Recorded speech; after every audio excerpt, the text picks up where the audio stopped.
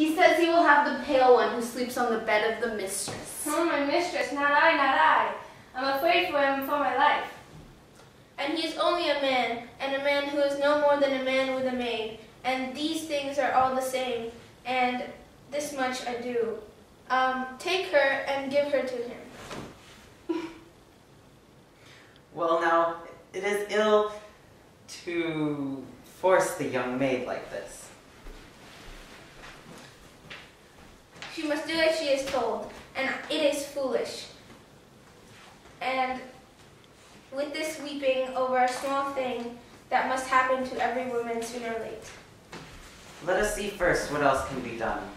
And let me buy for you another slave, or what you will have. But let me see what can be done. Go tell my cousin the girl has a vile and incurable disease.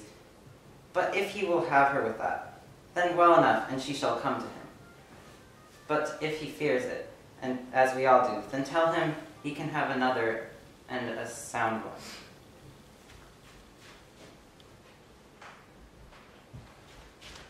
Well, and I have heard enough of this thing, and I have a mind to try it. If he will have me, he is not so hideous man as some. Well, go then.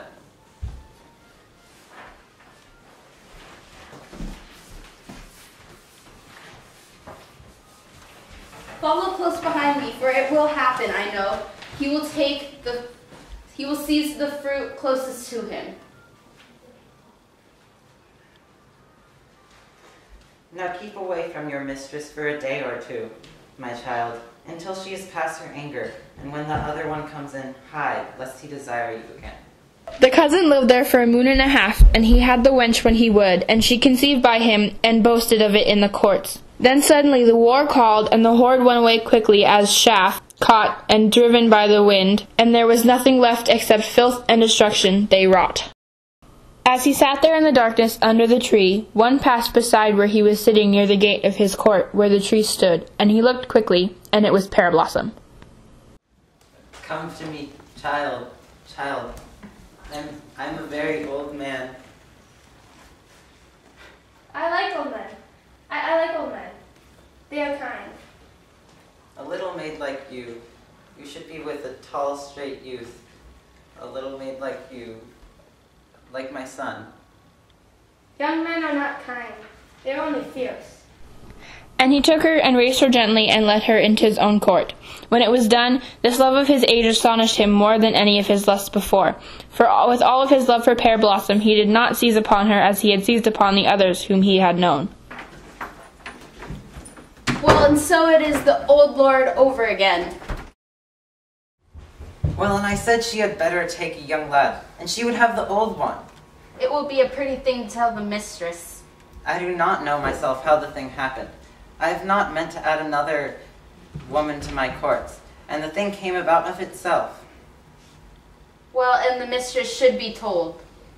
Do tell her, if you will, and if you manage it without anger to my face, I will give you a handful of money for it. Give mine back.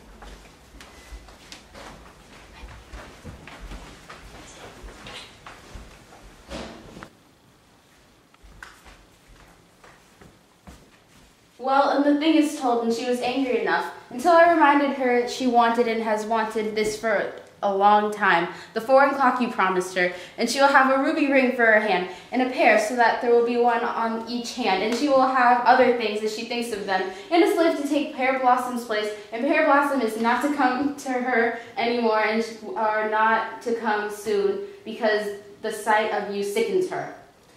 Get her what she will, and I do not begrudge anything. Am I not to live in my own house and take the slave that I bought with my own silver? Then suddenly there was his youngest son standing before him, sprung out of the darkness of the court, and no one had seen him enter. Now I will go for a soldier. Now I will go for a soldier. I will go now. I will go.